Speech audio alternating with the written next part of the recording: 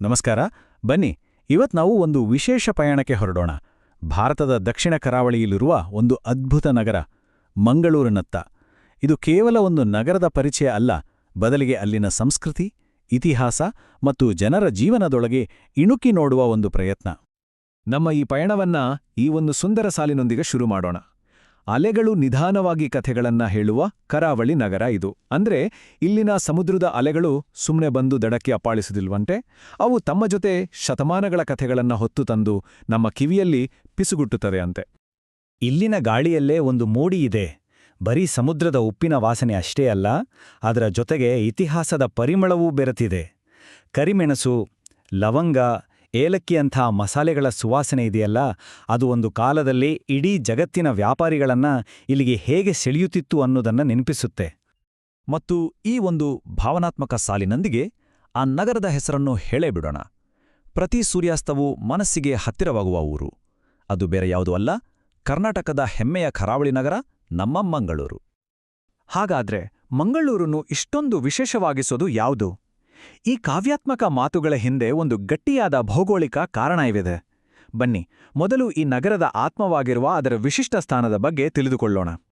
ಮಂಗಳೂರಿನ ವ್ಯಕ್ತಿತ್ವ ರೂಪುಗೊಂಡಿದ್ದೇ ಅದರ ಈ ಅದ್ಭುತವಾದ ಜಾಗದಿಂದ. ಒಮ್ಮೆ ಕಲ್ಪನೆ ಮಾಡ್ಕೊಳ್ಳಿ, ಒಂದೆಡೆ ದಟ್ಟ ಹಸಿರಿನಿಂದ ಕಂಗೊಳಿಸುವ ಪಶ್ಚಿಮ ಘಟ್ಟಗಳ ಸಾಲು, ಇನ್ನೊಂದೆಡೆ ಕಣ್ಣು ಹಾಯಿಸಿದಷ್ಟು ದೂರಕ್ಕೂ ಕಾಣುವ ವಿಶಾಲವಾದ ಅರಬ್ಬಿ ಸಮುದ್ರ. ಈ ಬೆಟ್ಟಕ್ಕೂ ಕಡಲಿಗೂ ನಡುವೆ ಇರೋದೇ ಮಂಗಳೂರು. ಹೇಗೆ ಸಮುದ್ರ ಮತ್ತು ಪರ್ವತಗಳ ನಡುವೆ ಇದ್ದ ಕಾರಣಕ್ಕೆ ಮಂಗಳೂರು ಇತಿಹಾಸದ ಪುಟಗಳಲ್ಲಿ ಒಂದು ಪ್ರಮುಖ ಪಾತ್ರ ವಹಿಸಿದೆ. ಈಗ ಅದರ ಬಹುಸಾಂಸ್ಕೃತಿಕತೆಗೆ ಕಾರಣವಾದ ಆ ಐತಿಹಾಸಿಕ ಪರಂಪರೆಯನ್ನು ಸ್ವಲ್ಪ ನೋಡೋಣ.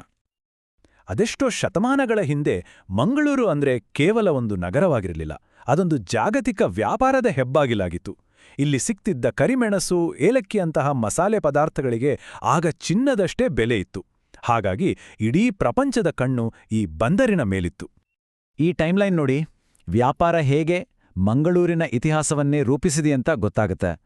ಮೊದಲು ಮಸಾಲೆಗಳನ್ನ ಅರಸಿ ಬಂದ ಅರಬರು, ನಂತರ 16ನೇ ಶತಮಾನದಲ್ಲಿ ಬಂದ ಪೋರ್ಚುಗೀಸರು, ಆಮೇಲೆ ಬಂದ ಬ್ರಿಟಿಷರು. ಹೀಗೆ ಬಂದ ಪ್ರತಿಯೊಬ್ಬರೂ ತಮ್ಮ ಸಂಸ್ಕೃತಿಯ ಒಂದೊಂದು ಪದರವನ್ನ ಈ ಮಣ್ಣಿನಲ್ಲಿ ಬಿಟ್ಟೋಗಿದ್ದಾರೆ. ಈ ಶ್ರೀಮಂತ ಇತಿಹಾಸ ಕೇವಲ ಪುಸ್ತಕಗಳಲ್ಲಿಲ್ಲ, ಅದು ಮಂಗಳೂರಿನ ಹಳೆಯ ಚರ್ಚ್ಗಳಲ್ಲಿ, ಪುರಾತನ ದೇವಾಲಯಗಳಲ್ಲಿ, ಹಳೆಯ ಕಟ್ಟಡಗಳಲ್ಲಿ ಮತ್ತು ಮುಖ್ಯವಾಗಿ ಇಲ್ಲಿನ ಜನರ ಆಚರಣೆಗಳಲ್ಲಿ ಇವತ್ತಿಗೂ ಜೀವಂತವಾಗಿದೆ.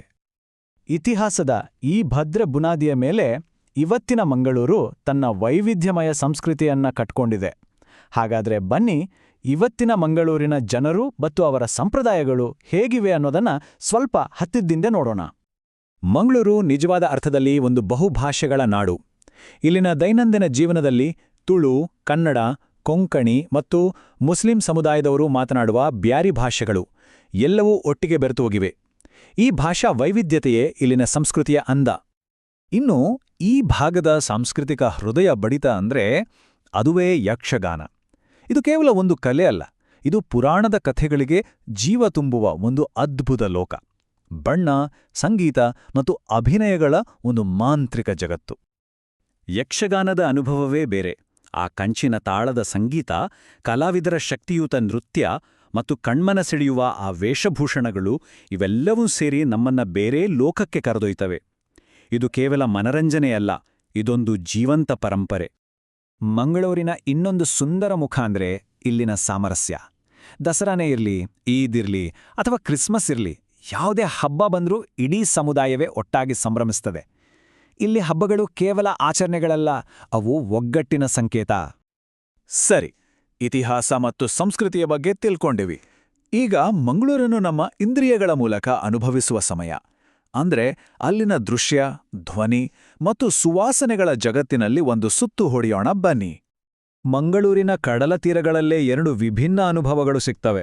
ಒಂದು ಕಡೆ ಜನಜಂಗುಳಿಯಿಂದ ತುಂಬಿ ವಾಟರ್ ಸ್ಪೋರ್ಟ್ಸಿಂದ ಕಳೆಗಟ್ಟುವ ಪಣಂಬೂರು ಬೀಚ್, ಇನ್ನೊಂದು ಕಡೆ ತುಂಬಾನೇ ಶಾಂತವಾಗಿ ಪ್ರಶಾಂತವಾಗಿರುವ ತಣ್ಣೀರು ಬಾವಿ ಬೀಚ್. ಒಂದೇ ಊರಲ್ಲಿ ಉತ್ಸಾಹ ಮತ್ತು ಶಾಂತಿ ಎರಡನ್ನೂ ಅನುಭವಿಸ್ಬೋದು. ಬೀಚ್ಗಳನ್ನ ಬಿಟ್ಟು ನೋಡಿದ್ರೂ ಮಂಗಳೂರಿನಲ್ಲಿ ಸಾಕಷ್ಟು ಸ್ಥಳಗಳಿವೆ. ಕದ್ರಿ ಮಂಜುನಾಥ ದೇವಸ್ಥಾನ ತನ್ನ ಪ್ರಾಚೀನ ಇತಿಹಾಸದಿಂದ ಗಮನ ಸೆಳೆದ್ರೆ, ಸೇಂಟ್ ಅಲೋಸಿಯಸ್ ಚಾಪೆಲ್ ಒಳಗಿರುವ ಅದ್ಭುತ ಪೇಂಟಿಂಗ್ಸ್ಗೆ ತುಂಬಾನೇ ಪ್ರಸಿದ್ಧ. ಜೊತೆಗೆ ಪ್ರಕೃತಿ ಪ್ರಿಯರಿಗೆ ಪಿಳಿಕುಳ ನಿಸರ್ಗಧಾಮ ಒಂದು ಸ್ವರ್ಗದ ಹಾಗೆ. ಇನ್ನು ಮಂಗಳೂರಿನ ಬಗ್ಗೆ ಮಾತಾಡುವಾಗ ಅದರ ಊಟ ತಿಂಡಿ ಬಗ್ಗೆ ಮಾತಾಡದಿದ್ರೆ ಹೇಗೆ? ಇಲ್ಲಿನ ಅಡುಗೆ ಅಂದ್ರೆ ಖಾರ ಮತ್ತು ರುಚಿಯ ಒಂದು ಅದ್ಭುತ ಸಮ್ಮಿಳನ. ಇದೊಂದು ರೀತಿಯಲ್ಲಿ ಸುವಾಸನೆಗಳ ಪ್ರಯಾಣ ಇದ್ದಾಗೆ. ಇಲ್ಲಿನ ಕೆಲವು ಪ್ರಮುಖ ಖಾದ್ಯಗಳು ಅಂದ್ರೆ ಹತ್ತಿಯಂತೆ ಮೃದುವಾದ ನೀರ್ದೋಸೆ, ಖಾರವಾದ ಕೋರಿ ರೊಟ್ಟಿ, ತುಪ್ಪದ ಘಮಲಿನ ಘೀ ರೋಸ್ಟ್ ಮತ್ತು ಸಿಹಿ ಖಾರದ ಮಂಗಳೂರು ಬನ್ಸ್. ಅಂದಹಾಗೆ ಇಲ್ಲಿನ ಅಡಿಗೆಗಳಲ್ಲಿ ತಾಜಾ ತೆಂಗಿನಕಾಯಿ ಮತ್ತು ಸ್ಥಳೀಯ ಮಸಾಲೆಗಳನ್ನ ಧಾರಾಳವಾಗಿ ಬಳಸ್ತಾರೆ. ಅದೇ ಇಲ್ಲಿನ ರುಚಿಯ ಗುಟ್ಟು. ಇಷ್ಟೆಲ್ಲ ನೋಡಿದ ಮೇಲೆ ಮಂಗಳೂರಿನ ನಿಜವಾದ ಅರ್ಥವಾದರೂ ಏನು? ಈ ಎಲ್ಲ ಅನುಭವಗಳನ್ನು ಒಟ್ಟುಗೂಡಿಸಿ ಈ ನಗರದ ಆತ್ಮವನ್ನು ಅರ್ಥಮಾಡಿಕೊಳ್ಳುವ ಒಂದು ಪ್ರಯತ್ನ ಮಾಡೋಣ. ಮಂಗಳೂರಿನ ವಿಶೇಷತೆ ಅಂದ್ರೆ ಇಲ್ಲಿ ಆಧುನಿಕತೆ ಮತ್ತು ಸಾಂಪ್ರದಾಯ ಎರಡೂ ಒಟ್ಟಿಗೆ ಸಾಗ್ತವೆ. ಇದು ಶಿಕ್ಷಣ ಮತ್ತು ಆರೋಗ್ಯ ಕ್ಷೇತ್ರದಲ್ಲಿ ತುಂಬಾ ಮುಂದುವರೆದ ನಗರ. ಆದರೆ ಅದೇ ಸಮಯದಲ್ಲಿ ತನ್ನ ಸಾಂಸ್ಕೃತಿಕ ಬೇರುಗಳನ್ನ ಗಟ್ಟಿಯಾಗಿ ಉಳಿಸ್ಕೊಂಡಿದೆ. ಇಲ್ಲಿನ ಜೀವನಕ್ಕೆ ತನ್ನದೇ ಆದ ಒಂದು ನಿಧಾನಗತಿಯ ಸುಂದರವಾದ ಲಯವಿದೆ. ಹಾಗಾದ್ರೆ ಕೊನೆಯದಾಗಿ ನಾವು ಕೇಳ್ಕೊಳ್ಬೇಕಾದ ಪ್ರಶ್ನೆ ಇದೆ. ಇಷ್ಟೆಲ್ಲ ವೈಶಿಷ್ಟ್ಯಗಳಿರುವ ಮಂಗಳೂರು ಅಂದ್ರೆ ನಿಜವಾಗಿಯೂ ಏನೋ? ಉತ್ತರ ತುಂಬಾ ಸರಳ, ಆದರೆ ಅಷ್ಟೇ ಅರ್ಥಪೂರ್ಣ. ಮಂಗಳೂರು ಅನ್ನೋದು ಕೇವಲ ಒಂದು ಜಾಗವಲ್ಲ, ಅದೊಂದು ಅನುಭವ. ಹೌದು, ಇದು ಮತ್ತೆ ಮತ್ತೆ ನಿಮ್ಮನ್ನು ಕರೆಯುವ ಅನುಭವ. ಒಮ್ಮೆ ಇಲ್ಲಿಗೆ ಬಂದು ಹೋದ್ರೆ ಇಲ್ಲಿನ ನೆನ್ಪುಗಳು ಮತ್ತೆ ಮತ್ತೆ ನಿಮ್ಮನ್ನು ಕೈಬೀಸಿ ಕರೆಯುತ್ತಲೇ ಇರುತ್ತವೆ. ಅಂಥ ಒಂದು ಸೆಳೆತ ಈ ಊರಿಗಿದೆ.